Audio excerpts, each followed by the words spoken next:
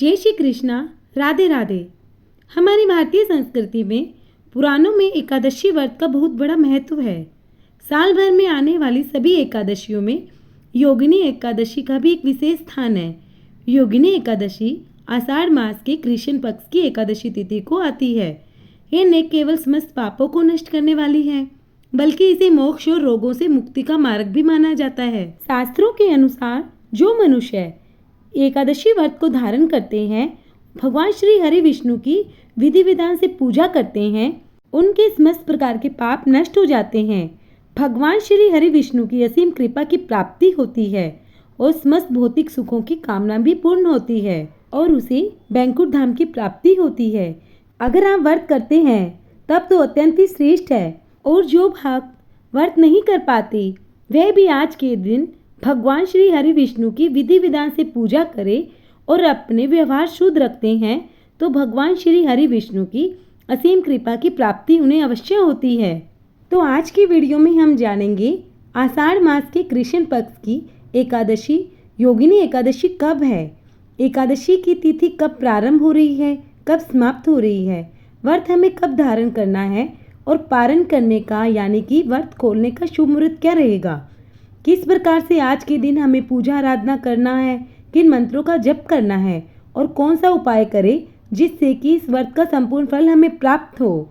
तो योगिनी एकादशी व्रत से संबंधित संपूर्ण जानकारी आपको आज की इस वीडियो में शेयर करेंगे। महत्वपूर्ण है, पूरा जरूर देखिएगा।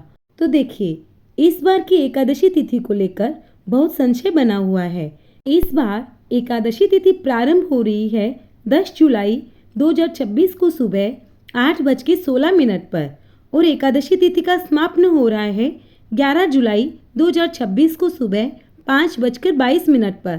तो 10 जुलाई को जो एकादशी तिथि के प्रारंभ होने का समय है, सूर्य उदय के बाद का समय है 8:16 पर, और 11 जुलाई को एकादशी तिथि सूर्य उदय होने से पहले ही समाप्त हो जाएगी।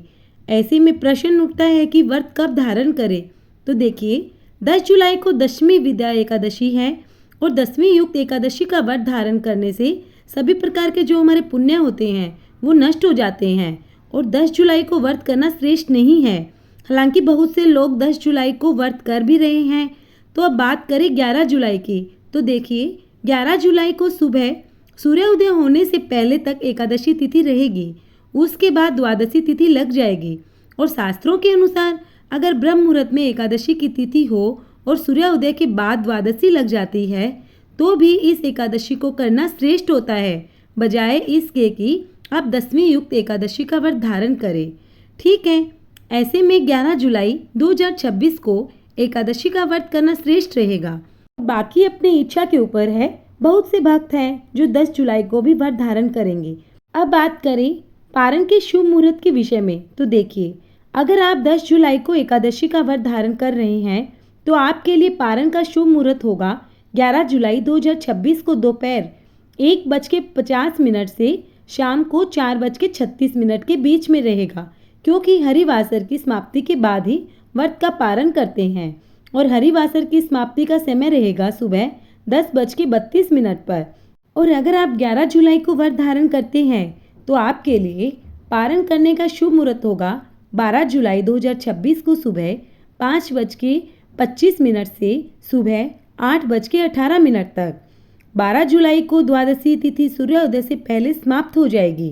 द्वादशी तिथि के समाप्त होने का समय है 12 जुलाई 2026 को सुबह 2:04 पर।